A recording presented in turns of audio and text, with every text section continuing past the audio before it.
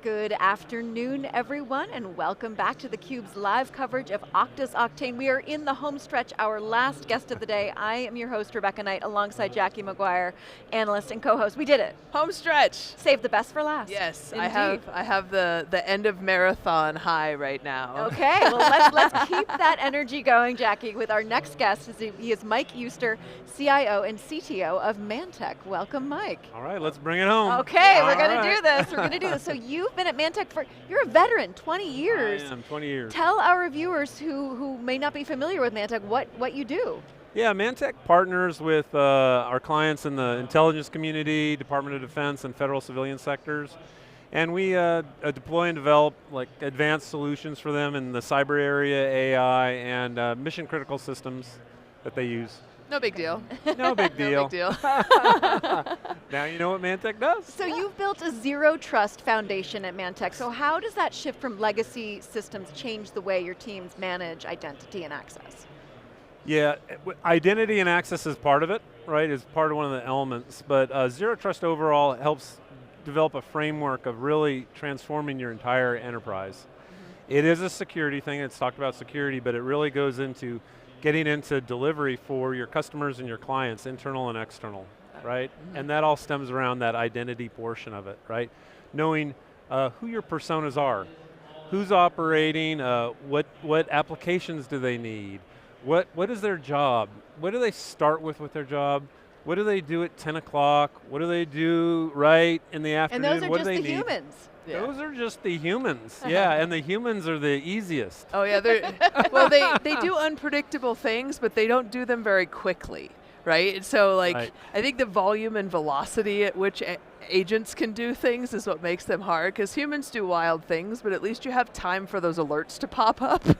yeah, that's true, but they do different things. Well, talk about that a little bit, because we do know that AI is creating both tremendous opportunity, but also real threats and real risks. So how do these non-human entities complicate the security landscape from your vantage point? Yeah, I don't think they and I'm a little bit counter to the current thought, okay, right? All right. But I don't think they complicate the security so much. They really are their own entity, if you will. I don't know if I want to use that word, but they're their own identity, and you have to treat them as their own identity. And if you do that and you treat them like a human, then it actually works, right? So when we bring in an AI agent, and we're going to implement an AI agent, we don't say, oh my gosh, it's an AI agent, what are we going to do? We have to rethink everything because the word AI is embedded in it. No, it's more like, okay, let's treat this as a person. What access do they have? What privilege access do they have? What do they need access to on each individual and so forth? And you look at that all the way through. And I think that's where it's a little bit different. Where I feel that it's a threat is not necessarily AI, but it's how the humans interact with the AI, right? So there's Malcolm Gladwell, Talking with Strangers. Yep. I don't know if you read that book, but he talks about the default to truth.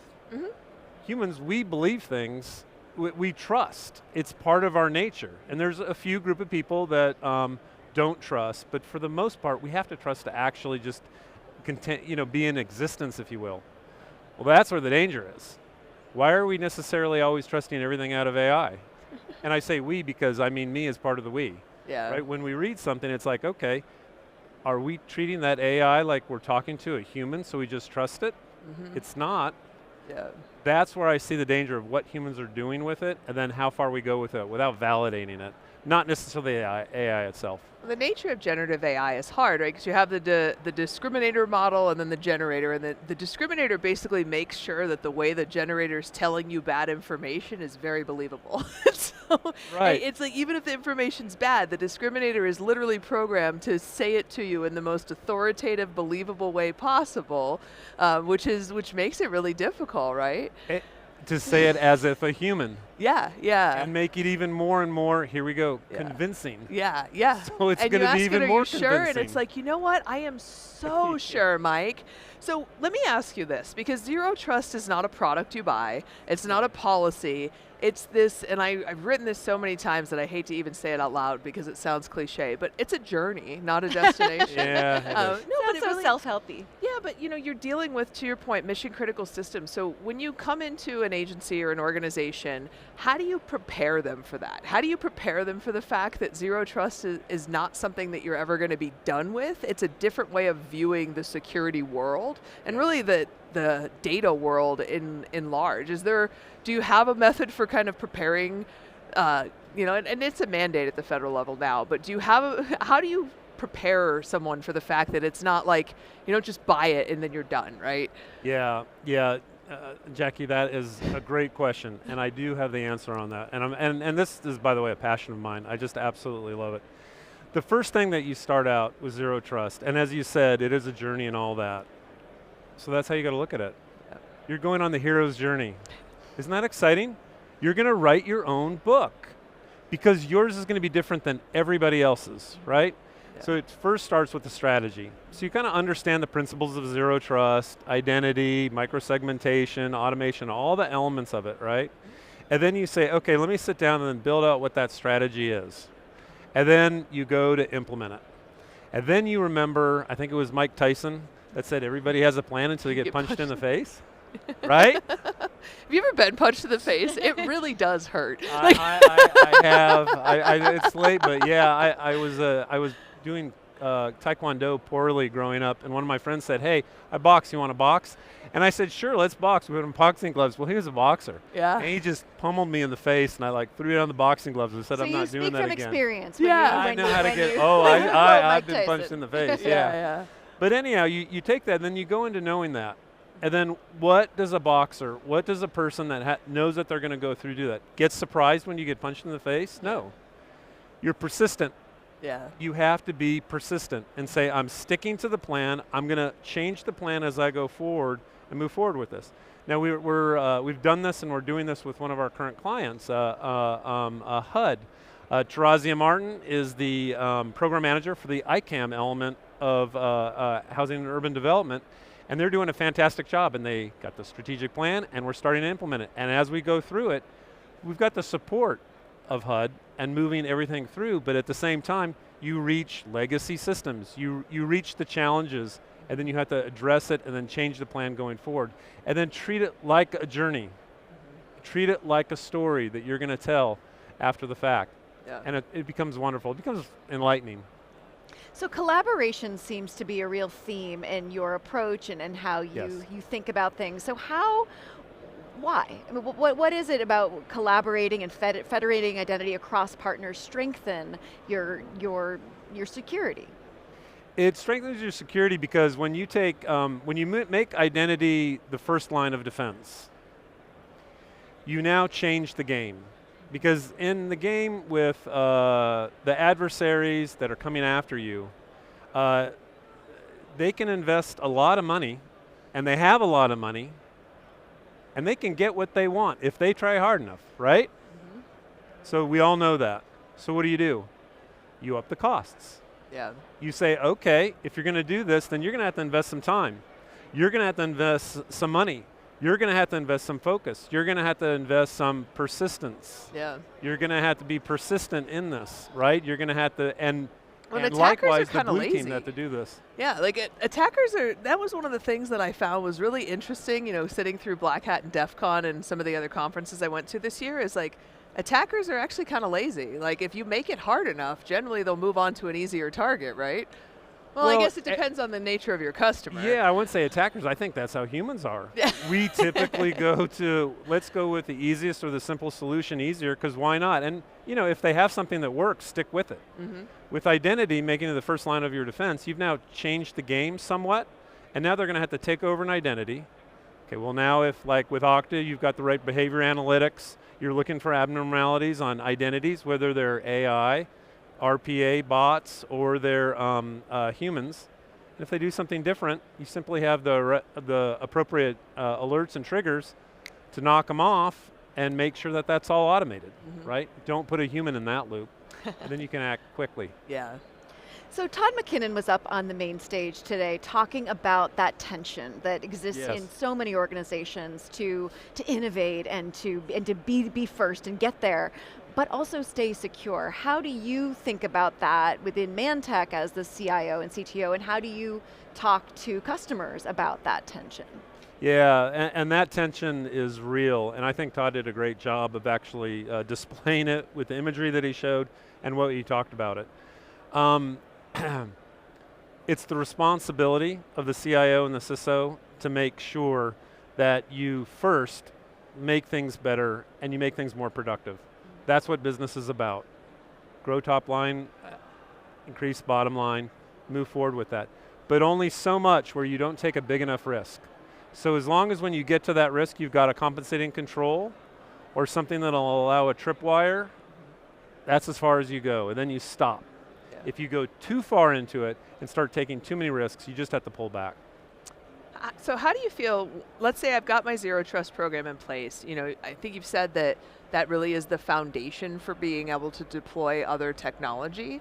So once you've got that in place and you're setting objectives, how do you ensure accountability? How do you bring people back to, okay, this is the plan, this is the zero, and as we're trying to deploy these things, how do you establish an accountability plan and then bring people back to that?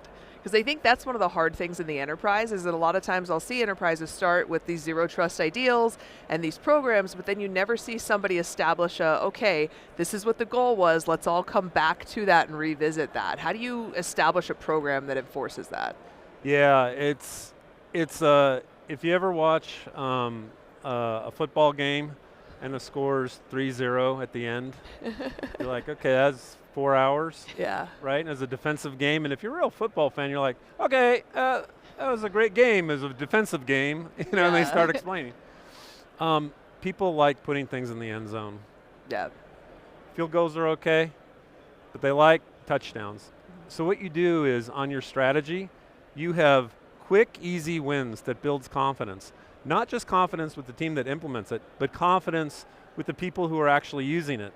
And then you provide that understanding. So it's like, oh, I'm using Okta Verify, and I'm going to use FastPass to actually get in. I'm using passwordless authentication. What does that mean for me? Oh, wow. Oh, now I understand that it's posture assessed, and they're trusting the device. Oh, I'll get an example today. I went to the hotel where I'm staying, got in the elevator, and I had an Okta badge on, and so did the person next to me. And there were people here just in Vegas that were on, and they go, "Oh, are you with Okta?" And the Okta person said yes, and they talked about Okta, and they go, "We use Okta at work. We use Okta Verify, and this is what we do with Okta Verify." There was an excitement in them of just using it for a different company. That's because that company was successful in bringing them with the journey. So it's a team effort, and when you start getting end zone moments, and then you build upon those and build above, that builds the team. And then you get this energy going that snowballs in the right direction. And that's what you always got to be working for, snowballing in the right direction versus the other. So setting more realistic steps rather than standing in one end zone and being like, we need to get all the way there, celebrating every time you get a new set of downs. It's the percentages, run the percentages, 3-yard gains, 5-yard pass, not always going for the Hail Mary or whatever it is. Yeah. And people like that. Yeah. They like that. Mike, what are we going to be talking about at next year's Oktane? How do you think about the next frontier in identity security? AI was obviously the theme of this year. It's likely to be the theme of next year's too. And how do you also think about that, especially in the context of your blueprint for navigating a new threat landscape? Yeah, it is going to be AI. Whether we want it or not, it's going to be AI, either way. I think it's going to be the sophistication levels, and from what I saw like 2 years ago to a year ago and to now, you're actually getting these wins and these success stories that are coming out that are really proving true. So the what's been tremendous about AI is the hype and all that, right? But then the success stories are starting to roll in.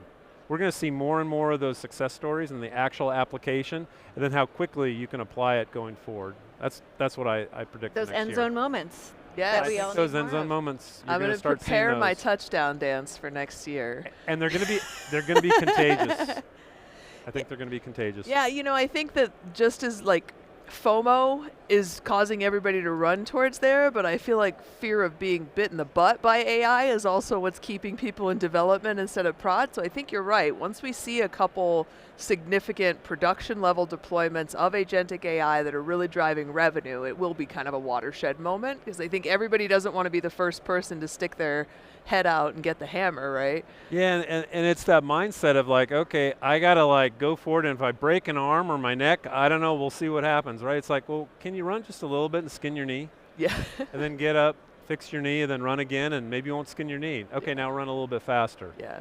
Right? I think it's having that mindset going forward. So we've talked about running and football and I taekwondo know. and boxing, You didn't and know that was this was gonna a good happen. one. This was a good one. Mike, we did it. Thank you so much Oh. for being our last guest, and we saved our best for last. We really did. So Oh. thank you so much Thank again. you for having me. This is a pleasure. Really, thank you. That wraps up theCUBE's live coverage of Okta Oktane for Rebecca Knight and Jackie McGuire, and for Brendan and Anderson and Maverick and Jay. Our production Thank you for crew is tuning awesome. in. This has been a great show. Thank you to Jenny and her team at Okta too.